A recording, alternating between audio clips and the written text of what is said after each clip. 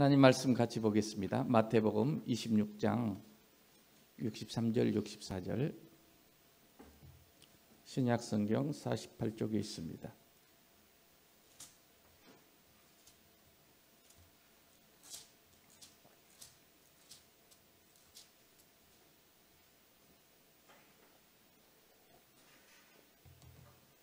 함께 읽도록 하겠습니다. 63절 64절 말씀입니다. 예수께서 침묵하시거늘 대제사장이 이르되 내가 너로 살아계신 하나님께 맹세하게 하노니 네가 하나님의 아들 그리스도인지 우리에게 말하라. 예수께서 이르시되 내가 말하였느니라.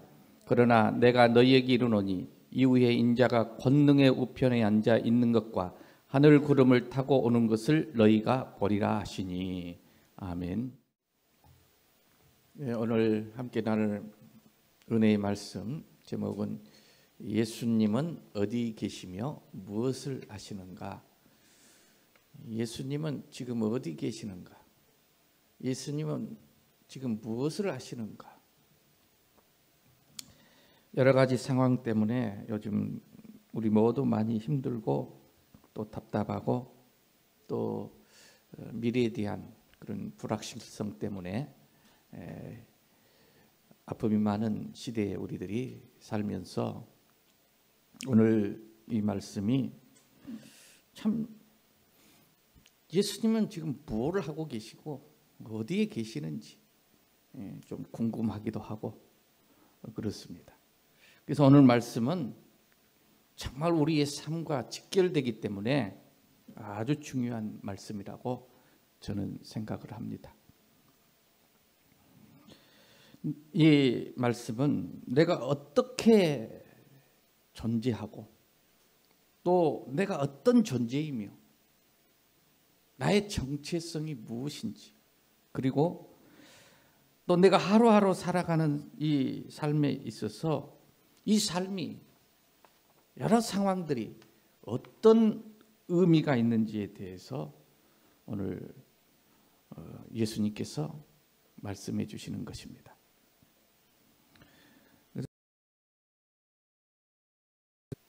나의 존재, 의미, 그리고 내 삶의 근원이 되시고 내가 존재할 의미가 있는 그 진리가 오늘 본문 말씀에 담겨져 있습니다.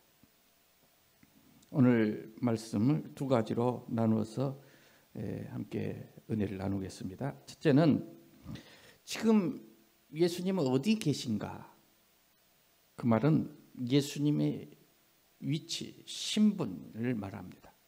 하나님 보좌에 계십니다. 보좌에 앉아 계십니다. 또 하나는 그럼 예수님은 지금 무엇을 하시는가? 신분이 이제 주어지면 그가 하는 일이 무엇인지를 알 수가 있어요. 지금 계시는 그 자리를 너희 아버지 어디 계시냐 그러면 뭐 애들이야 잘 모르니까 그냥 집에 계시는데요, 회사에 계시는데요 이렇게 말할 수 있지만 좀 그 의미를 아는 사람은 저희 아버지 대통령이십니다. 저는 아니겠죠. 마시니까 문씨니까 이제 대통령이십니다. 청와대에 계십니다. 예를 들어 그런다면 그 의미가 뭐예요?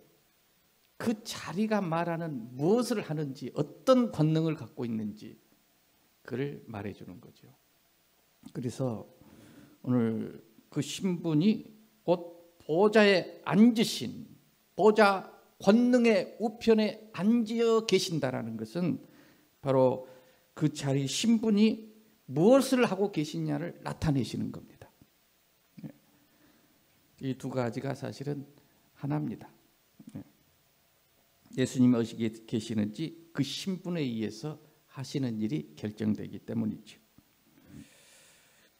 그래서 오늘은 이 말씀을 구체적으로 예수님이 누구시고 또 예수님 무슨 일을 하시는가에 대해서 나와 그러니까 무슨 상관이 있는지 보좌 우편에 권능의 보좌 우편에 앉아 계신다라고 예수님께서도 말씀하셨고 성경 곳곳에 요한계시록에도 보좌에 앉으시니가 가라사대 이렇게 말씀을 하시는데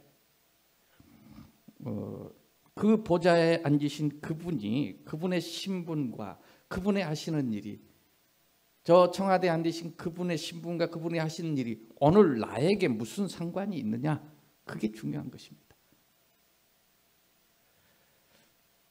물론 우리들이 잘 아시겠지만 오늘 함께 다시 한번 이 말씀을 통해서 이 점검하고 그래서 다시 한번 예수님과 내가 어떤 관계인지 다시 한번 확인하면서 확신 속에서 담대하게 되시기를 주의 이름으로 축원합니다. 이 말씀이 사실은 좀 너무 주제가 크기 때문에 성경 전체 이야기이기 때문에 그 크신 하나님을 어찌 제 작은 지식과 소견으로 생각으로 또 이 짧은 시간에 이 작은 입으로 다 말씀드릴 수가 없어요. 먼저 전제 조건으로 저의 그 짧음과 저의 연약함을 고백하면서 여러분이 그렇게 아시고 아주 작은 부분이지만 성령님을 의지해서 한번 함께 나누면서 정말 내가 그렇구나, 내가 그렇게 소중하구나, 내가 그렇게 내 존재가 엄청나구나, 그런 믿음의 확신을 갖는 오늘 주어진 이 말씀 속에서 나누려고 하니까 여러분이 크게 받아들이시기를 주의 이름으로 축원합니다. 예수님은 첫 번째 질문입니다. 어디 계시냐? 그의 신분과 그의 하는 일에 대해서 질문하는 것입니다. 이 부분에 대해서 우리 사도신경은 성경 전체를 요약한 거 아닙니까? 그 부분에 대해서도 사도신경에도 아주 장엄하고 웅장하게 하나님께서 말씀하시는데 하나님의 애아들이신 예수님 이 땅에 육신을 입고 오셨고 그리고 고난을 받으시고 십자가에 못 박혀 죽으시고 그리고 부활하시고 부활하신 후에 승천하셔서 하늘에 오르시어 하나님 보좌 우편에 앉아 계신다. 사도신경이 그렇게 고백합니다. 전능하신 아버지 하나님 우편에 앉아 계신다. 하나님 아버지 우편에 앉아 계시는 예수님은 또 뭘 그러면 하시겠습니까? 그 자리가 무슨 자리일까요? 왜 이렇게 표현을 했을까요? 그 자리가 나와 또 무슨 상관이 있을까요? 보좌 우편에 앉아 계신 우편은 여러분이 이 권능의 우편에 이렇게 또 표현을 했는데 그 우편이란 말은 어떤 오른쪽 왼쪽 뭐 보좌가 의자가 있는데 뭐 왼쪽이 앉고 오른쪽 그런 위치적인 의미가 아니에요. 성경에서 말하는 이 우편은 항상 권능의 우편에 앉으셨다는 권능을 말합니다. 모든 권능을 가지신 만유를 다스리시는 만왕의 왕이심을 우편이라고 말하는 거예요. 또 하나는 성경에 보면 우편이란 말이 많이 나오는데 이 염소는 왼편에 양은 우편에 그래서 의인은 우편에 이렇게 의인을 뜻하죠. 그러니까 하나님의 의입니다.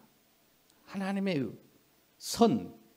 그리고 하나님은 최선이란 말은 최상의 것을 주신다 그 말이에요. 어떤 상황에도 하나님은 최상의 것으로 주셔요.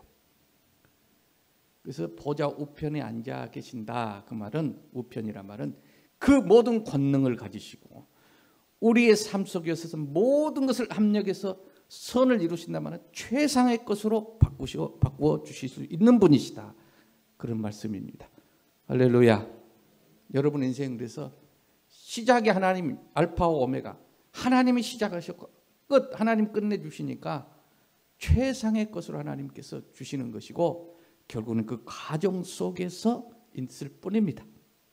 시작도 하나님의 최상의 사랑과 은혜요 끝도 하나님의 최상의 사랑일 뿐이에요. 잠깐 과정 중에 부끄러움이 있고 어려움이 있다고 해서 그 하나님의 최상의 것을 하나님의 사랑을 포기하실 겁니까? 그 모든 것 속에 잠깐 그 과정 속에 하나님의 최상의 것, 선, 그리고 하나님의 사랑과 내가 들어있음을 믿음의 눈을 들어서 보게 되시기를 주의 이름으로 축원합니다. 보좌 우편에 앉으셨다 그 말. 이 말이 굉장히 중요합니다. 최대한 주어진 시간에 간략하고 명료하게 말씀을 드리려고 합니다. 더 이상 뭐 설명할 수가 없어요. 왜냐하면 이 인간의 언어의 한계와 이 공간과 시간의 한계, 지식의 한계, 도저히 한계 때문에, 저의 한계 때문에 할 수가 없지만, 다 할 수는 없지만, 전능하신 하나님 아버지 우편에 그 자리를 의미하는 이 말이 뭘까? 성경에 나오는 말대로 하면, 다른 말로 바꿔 표현하면 예수님은 만왕의 왕이시고 만주의 주시며 최고의 통치자시며 만왕의 왕이시며 모든 존재의 근원이 되시는 자리, 그분이 예수님이다, 그 말씀입니다. 감동이 잘 안 되시나요? 나는 이 말씀을 준비하면서 막 울었어요. 진짜. 그런 분이 나를 위해서 십자가까지 지시는, 정말로 나를 영원히 사랑하시는 나의 아버지 되시구나, 나의 주인이시구나. 그러고 나니까 막 눈물이 나는데 무슨 눈물일까요? 너무 미안한 거, 죄송한 거예요. 그런 나인데 왜 그렇게 염려하고 두려워하고 사는지 죄송해서 울었어요. 믿음 없는 것을 죄송해서. 또 하나는 너무 감격했어. 내 같은 존재가, 내가 무엇이 간대. 다윗이 고백했듯이 죽겠어, 내가 인생이 무엇이 간대. 이렇게 저를 생각하시며 너무 감사하고 감격하고 은혜 아닌 것이 없음을 다시 한번 고백하면서 많이 울었습니다. 오늘 그래서 이 그분, 만왕의 왕, 만주의 주, 최고의 통치자, 영원하신 왕, 그리고 근원에, 우리 존재의 근원에 되시는 그분 앞에 우리는 할렐루야 찬양할 수밖에 없는 우리들입니다. 할렐이란 말은 아주 막 너무 좋았고 막 춤을 추는데 미친 사람처럼 치는 게 할렐이에요. 할렐. 야외, 하나님의 그 위대하심과 그 나를 사랑하심과 그 은혜 너무 알고 보니까, 알아보니까, 깨닫게 되니까 할렐루야 해서 막 미친 사람처럼 춤춘 것이 할렐루야입니다. 그래서 죄는 딱 하나입니다. 이 세상에 우리가 말하는 죄는 사실은 다 아무것도 아니에요. 그건 허상이에요. 그것 때문에 우리는 너무 이 무거운 짐을 갖고 사는데, 수고하고 무거운 짐을 진 자들아 다 내게로 오라. 그런 것 때문에 너무 하지 마십시오. 죄는 딱 하나입니다. 이 좋으신, 이 사랑의 하나님, 이 놀라우신 예수님을 알지 못하는 죄밖에 없어요. 그래서 알지 못한 게 죄예요. 그걸 알면, 그래서 알면 돼요. 너는 그래서 안식일을 기억하여 거룩히 지키라, 이 말은, 기억하란 말은 뭐예요? 알게 됐다는 거예요. 알게 됐다. 그래서 하나님이 어떤 분인지만, 예수님이 어떤 분인지만 알면 모든 죄는 우리와 상관없습니다. 모르면 다 죄입니다. 아무리 잘해도 죄입니다. 죄인이에요. 죄의 값은 사망이에요. 그래서 이 아는 거,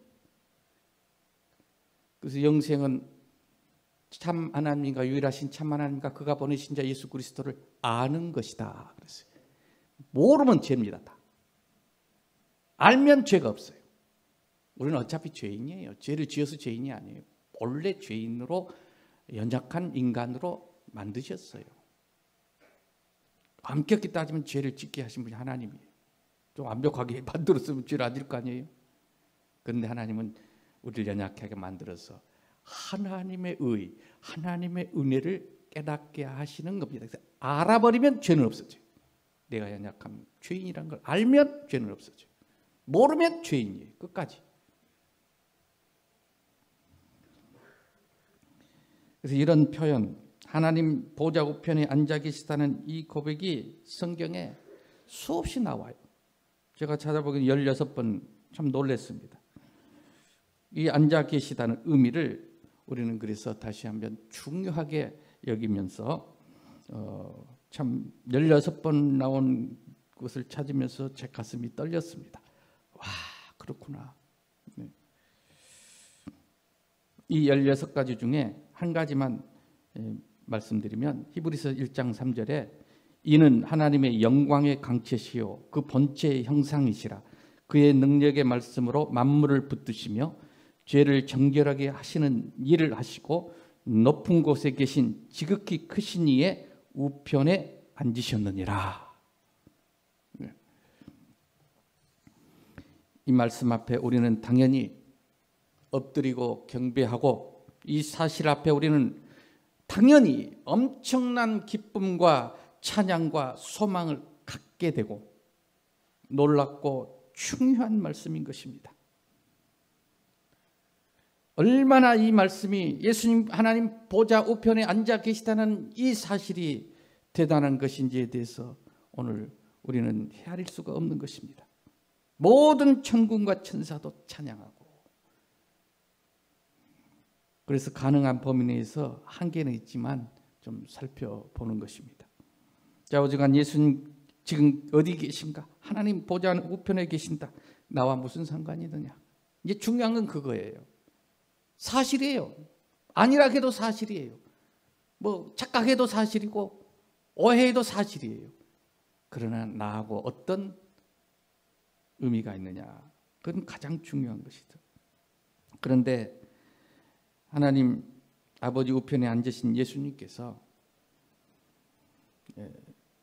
도대체 나와 무슨 상관이 있기에 그렇게도 그것이 그 의미가 나에게 기쁨이 되고 소망이 되고 찬양이 되느냐 하는 것이지요. 그 하나님 우편에 앉으신 예수님이 이 죄인을 사랑하시고 이 땅에 오셨고 고난을 받으셨고 십자가에 죽으셨고 부활하사 승천하셨고 그리고 전능하신 하나님 아버지 우편에 앉으셔서 지금 그 자리에 앉아 계신다는 것이 얼마나 나에게 좋은가, 얼마나 기쁨이 되고 얼마나 소망이 되고 얼마나 감사한가. 아멘을 한번 해보시기 바랍니다. 예. 할렐루야. 제가 너무 긴장되게 한 것 같아요. 예. 두 번째 질문입니다. 그게 그러면 그 자리에서 하시는 일이 뭔가? 그 이치가 그러신데 어떤 일을 하고 계신가? 나를 위해서 어떤 일을 하고 계신가? 두 가지입니다. 하나는 뭐 우리가 기본적으로 세 가지인데 첫째는 하나님이 이 모든 것을 창조하신 창조주라는 사실이에요. 하나님은 예수님이 창조주예요. 모든 것을 창세기 1장 1절에 태초에 하나님이 천지를 창조하시니라. 예수님이시죠. 하나님이 창조했단 말은 모든 것을 있게 하신 존재의 근원이시죠. 하나님이 있게 하지 않고 있을 것이 아무것도 없어요. 있을 방법도 없어요. 1장 1절이에요. 그 대전제입니다. 1장 2절은 뭐냐면 그 하나님께서 창조하시고 땅이 혼돈하고 공허하고 혼돈돼 있고 공허하고 흑암이 깊음이 있고 그런데 그 창조하신 하나님의 세계를 혼돈한 것 같고 흑암이 있는 것 같고 그리고 공허한 것 같은데 하나님의 영이 운행하시니라. 하나님이 운행하신다. 하나님이 하게 하신다. 되게 하신다. 다 선으로 바꾸신다. 혼돈이 선으로 바뀝니다. 하나님이 다 질서를 잡습니다. 그것이 이제 창조하시고 운행하시니라. 그 말은 보존하시는 일을 하시는 겁니다. 하나님 예수님 보좌 우편에 앉으셔서 하나는 그것을 보존하시고 또 하나는 섭리하신다. 두 가지를 지금 하고 계세요. 보존한단 말은 붙들고 계신다라는 거죠. 딱 붙들고 계세요. 여러분을 붙들고 계신 줄로 믿습니다. 딱 서도록. 왜 네가 넘어져? 왜 네가 낙심해? 내 영혼아 하나님을 바라라. 딱 서게 하시는 거예요. 오늘 서게 되시기를 바랍니다. 하나님이 붙들어 주시는 거예요. 두 번째는 섭리하신단 말은 이 보존하시는 것을 때로는 우리에게 자유의지를 줬으니까 그것이 하나님 사랑이거든요. 그리고 하나님은 내가 하는 대로 내가 원하는 대로 놔두셔요. 그 자유의지를 주는 게 사랑이죠. 그러나 내가 때로는 잘못 선택하기도 하고 때로는 잘못된 길을 가기도 하고 뭐 그럴 수도 있어요. 그래서 후회도 되고 그런 하나님은 그 모든 것을 다 선으로 바꾸신다. 의미 있게 만들어 버리신다. 그것이 섭리하시는 하나님이세요. 하나님만 그렇게 하실 수 있습니다. 이 두 가지인데 그리고 존재와 주어진 상황에 의미를 부여해 주신다. 이것이 섭리입니다. 첫 번째 붙들고 계신다. 세우고 계시고 되게 하신다 그 말인데 보존에 그러면 이 대상이 누굴까요?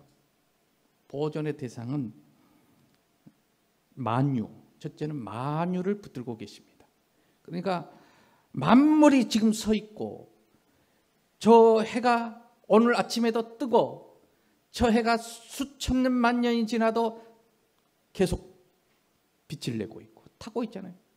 타서 없어져야 되는데 계속 타고 있고 또 별들이 저 공중에 매달려 있어서 그 자리를 지키고 있고 지구가 태양을 돌고 스스로 돌고 또 대기권이 있어서 이 공기층이 우주로 날아가 버리지 않고 이렇게 우리가 숨을 쉬고 있고 이 모든 것이 하나님이 붙들고 계시지 않으면 보존하지 아니하시면 가능할 일입니까? 누가 하겠어요? 그 일을 하나님이 첫째는 하고 계세요. 예수님이 하고 계세요. 누가 저 빛나는 별들을空중에 매달아서 저렇게 보존하고 계실까? 누가 빛을 내게 하고 계실까? 두 번째 붙들고 계시는 것은 보존하시는 것은 열방과 나라를 붙드신다고 했습니다. 그러니까 이 세계 역사를 주님이 세우고 붙들고 계신다 그 말입니다. 그리고 세 번째는 교회를 붙들고 계십니다. 교회가 누굽니까? 바로 여러분인 줄로 믿습니다. 예, 제일 소중해요, 여러분. 교회를 주님의 머리 되시고 몸된 교회, 피 흘려 세우신 교회를 주님이 붙들고 보존하고 계신다라는 거예요. 이 만유, 해와 달과 별이 산과 저 시냇물이 들이 오늘 내가 생명이 있고 호흡이 있고 공기가 있고 이것 다 무엇으로 되어지냐 그 말이죠. 저 거대한 우주, 저 우주가 얼마나 큰지 그 빛의 속도가 얼마나 빨라요? 막 100년, 1000년 가는 속도로 가서 봐도 우주가 끝이 없는데 빛의 속도로 우리가 관찰을 해도 사실 우주가 팽창하는 것을 따라갈 수가 없대요. 그러니까 저 우주로 갔는데 그 우주 밖에 또 우주가 있는 거예요. 도대체 이 광대한 우주를. 그래서 정말 이 천문학자들이 정말 너무너무 위대함과 그 하나님의 위대함을 찬양하지 않을 수가 없다는 거예요. 그걸 누가 붙들고 계십니까? 좌우간 이 광대한 우주를 창조시부터 지금까지 아니 앞으로 언제까지 물론 끝은 있어요. 끝이 온다고 성경이 분명히 말씀했어요. 영원히 존재하는 것은 아니지만 그 끝까지 창조시부터 성경은 이렇게 말합니다. 그걸 누가 보존하시고 보좌에 앉으신 예수님인 줄로 믿습니다. 그분이 우리 주님이시고 나의 아버지시고 나의 친구십니다. 이게 저절로 되는 겁니까? 한번 상상을 해보세요. 저절로 되는 거 아닙니다. 저 이름 없는 들꽃 하나도 저절로 된 거 아니에요. 풀 한 포기, 저 언덕에 들꽃, 빛나는 태양. 우리가 이렇게 지금 앉아서 예배드릴 수 있는 거, 왜 이 자리가 불안하지 않죠? 주님이 붙들고 계신 것입니다. 어제나 오늘이나 영원토록 만물을 똑같이 변함없이, 우리는 얼마나 변합니까? 조금만 마음에 안 들어도 그냥 나불고 싶고 흔들어버리고 싶고 그러잖아요. 근데 주님은 그 오랜 세월 이 모든 것을 정확하게 변함없이 붙들고 계시고, 변함없이 여전하게 쇠하지 않고 부패하지 않고 혼란에 빠지지 않고 혼잡해지지 않고 이 만물이 운행하고 보존하고 있음을 아버지 하나님 우편에 계신 예수님이 주관하고 계시기 때문이라는 사실을 지금 예수님 어디 계시는가에 들어있습니다. 보좌 우편에 계십니다. 그분이 나의 하나님이십니다. 이 고백을 할 수 있느냐? 우리는 자꾸 잊어버려요. 엄청난 감동이 왔어요. 무엇 때문에? 내가 하찮은 존재인 줄 알았더니 하찮은 존재가 아니구나. 내가 이렇게 대단한 존재구나. 알았어요. 알면 끝납니다. 모르는 게 죄예요. 모르는 게. 알면 방황이 끝나요. 아무리 힘든 일이 있고 어떤 아픔이 있어도요, 그 의미를 딱 알아버리면 그 해결이 됩니다. 의미를 모르면 모를 때는 계속 방황하고 참 힘들어요. 그런데 이 고난의 의미가 이거구나. 그렇게 알아버리면 끝나요. 하나님이 하시지 않는 일이 없구나. 알아버리면 끝나요. 이 엄청난 은총과 인자하심에 내가 지금 존재하고 있고 숨쉬고 있고 이 가운데 내 삶의 의미가 들어있다는 사실을 오늘 깨닫게 되시기를 주의 이름으로 축원합니다. 두 번째는 크게 만국을 붙드시고 통치하시는 우리 아버지 우편에 앉아 계시는 예수님이신데, 열방들, 지금 특히 우리나라를 둘러싸고 있는 열방이 얼마나 강합니까? 그 분쟁과 다툼과 긴박한 이업 속에 우리가 지금 있는데 오늘 이 말씀이 얼마나 이 시기 적절한지 모르겠어요. 이방 나라들의 이 요란함과 다툼과 분쟁이 여러분 다 아시겠지만 정리해보면 G1, G2라고 하는 세계 최고의 중국과 미국이 일촉 지금 위기에 있는 것입니다. 긴박한 이 상황이 언제 터질지 모르는 그 사이에 우리가 끼어 있어요. 거기다가 저 일본, 정말 우리를 우습게 하는, 그리고 우리를 언제든지 그런 말 있잖아요. 한방 별것도 아닌 이것들 한방 때리려고 하잖아요. 지금 때리고 싶어 하는 거예요. 지금. 그런 또 더군다나 저 북쪽에 우리 젊은 친구 김정은 지금 미사일을 막 쏘고 하는 건 뭡니까? 그거 허풍 아닙니다. 진짜 우리 얼마든지 정확하니 타격할 수 있다는 것을 보여주는 거예요. 그걸 누가 붙들지 않으면 무사하겠습니까? 우리가 벌써 중국, 미국, 저 북한, 일본 사이에 이 열방들 사이에 이 나라가 끼어 있는데, 그럼에도 불구하고 이 나라가 이렇게 안전하고 복된 것이 누가 붙들고 있겠어요? 우리 하나님 붙들고 계신 줄로 믿습니다. 열방을 붙들고 계신다. 그 다음에 교회입니다. 제일 중요합니다. 바로 우리 성도들이죠. 바로 나지요. 내가 교회니까. 하나님의 영이, 예수님의 영이 내 안에 있는 그리스도인 교회입니다. 특별히 이 교회를 붙들고 계시고 예수님의 마음이 오늘 집중되는 대상이 어떤 교회냐? 꿈꾸는 교회일까요? 저는 그렇게 고백하고 싶어요. 고백합니다. 집중되고 있어요. 물론 다른 교회도 다 집중되고, 특별히 이제 저의 입장에서 그렇고 하나님 입장에서는 한국 교회를 정말로 하나님은 그 마음이 지금 예수님이 집중돼 있어요. 그리고 보좌 우편에 앉아서 교회의 머리가 되시고 교회를 살피시고 사랑하시고 우리의 예배를 받으시는, 그리고 축복하시고 영광을 나타내시는 교회, 특별히 주님이 마음이 집중된 교회 누굴까요? 가장 아픔이 많고 가장 눈물이 많고 지금도 많은 고통 속에 있고 지금도 소리내어서 찬양하고 싶어도 소리내어 찬양할 수 없는 그런 교회가 있습니다. 그런 하나님의 성도들이 있어요. 주님은 특별히 그 마음이 집중되어 있습니다. 저에게 그렇게 말씀하셨어요. 바로 이 교회가 예수님의 심장이고 예수님의 가슴이고 예수님의 사랑의 대상인 것입니다. 바로 나입니다.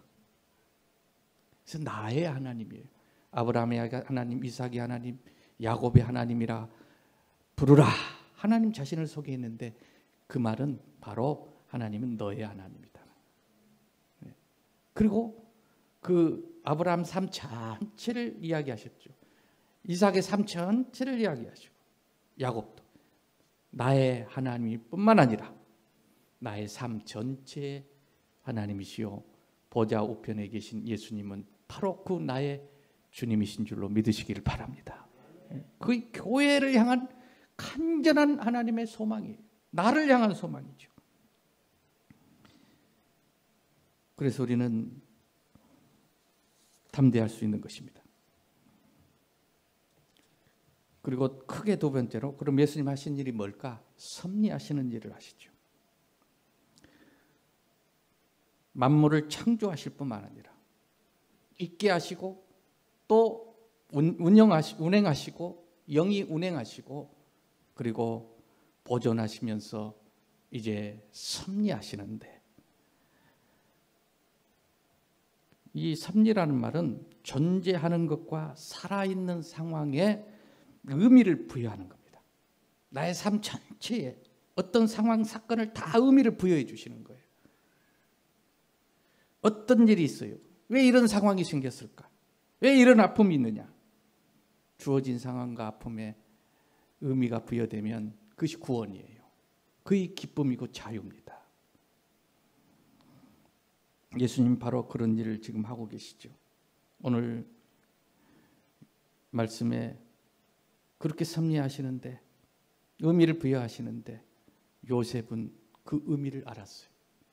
그래서 형들에 의해서 죽임을 당하려다가 그 시기하고 질투하는 그 형제들이잖아요. 물론 배다른 형제들이지만, 그래가지고 겨우 살아서 저 애굽 나라의 노예로 팔려가는, 쇠고랑을 차고 노예로 팔려가는, 그리고 아무 인권도 없고 정말로 소망이 없는, 그리고 나중에는 또 억울하게 누명 쓰고 감옥에 종신형을 받는 이런 상황 속에 있을 때에 얼마나 그 현실은 힘들고 아팠지만 보존하심과 하나님의 섭리하심을 믿었습니다. 믿음으로 믿고 그걸 포기하지 않고 나아갔던 것입니다. 그래서 나중에 요셉이 고백하잖아요. 총리가 될 줄은 몰랐지만 총리가 된 다음에, 전 세계를 지배하는 애굽의 총리가 된 다음에 그 형들이 배고파서 찾아왔을 때 형님들 두려워하지 마세요. 형님들이 나를 판 게 아니라 하나님께서 형님들을 통하여서 하나님이 하신 일입니다. 여러분, 하나님이 하시지 않은 일이 있겠어요? 요셉은 그것을 하나님의 섭리로 믿는 거예요. 하나님은 의미를 부여하시고 합력해서 최상의 것으로 선으로 유일하게 하실 수 있는 분은 하나님 한 분뿐인 줄로 믿으시기를 바랍니다. 다 그렇게 할 겁니다, 여러분. 지금은 조금 여러분이 힘들 수도 있어요. 안 믿어질 수도 있어요. 그러나 제가 지나놓고 돌아보니까 다 그랬어요. 미리 알면 더 좋아요. 깨닫게 되시기를 축원합니다. 그래서 내게 주어진 모든 아픔과 고난과 과거의 어떤 그런 상처 후에 이거 다 이제 그리스도 안에서 하나님의 보좌 우편에 계신 그분이 섭리하신다는 사실을 깨닫고, 그 말은 이것이 하나님의 뜻이구나, 하나님의 계획하심이구나, 하나님의 있게 하시고 하게 하시지 않는 일이 없구나, 그걸 알아버리는 게 구원이다니까요. 죄와 사망에서 벗어나는 길이고, 그리고 진리 안에서 자유케 되는 것입니다. 이 하나님의 사랑으로 인하여 주어진 아픔, 그 손길을 우리는 믿음으로 오늘 받아들이는 겁니다. 왜 허락하셨을까? 왜 이 일을 허락하셨을까? 이유는 딱 하나, 장차 들어가 영광을 누릴 그 자리. 그래서 사도 바울은 이 땅의 모든 고난이 장차 들어갈 저 영광과 좋게 비교할 수 없다. 그것 때문에 하나님은 그 일을 있게 하셨고 아프게 하셔서 섭리하고 계시는 겁니다. 오늘 우리는 그러므로 예비된 그 자리에 어울리는 사람이 되도록 오늘 하나님께서 그 주님의 귀한 아들의 형상으로 우리를 만들기 위해서 그 영광에 어울리도록 때로는 하나님의 아픈 손길도 있으니 하나님이 하신 일심을 알고 감력의 선으로 최상의 것으로 주실 하나님을 믿으면서 담대하시기를 주의 이름으로 축원합니다.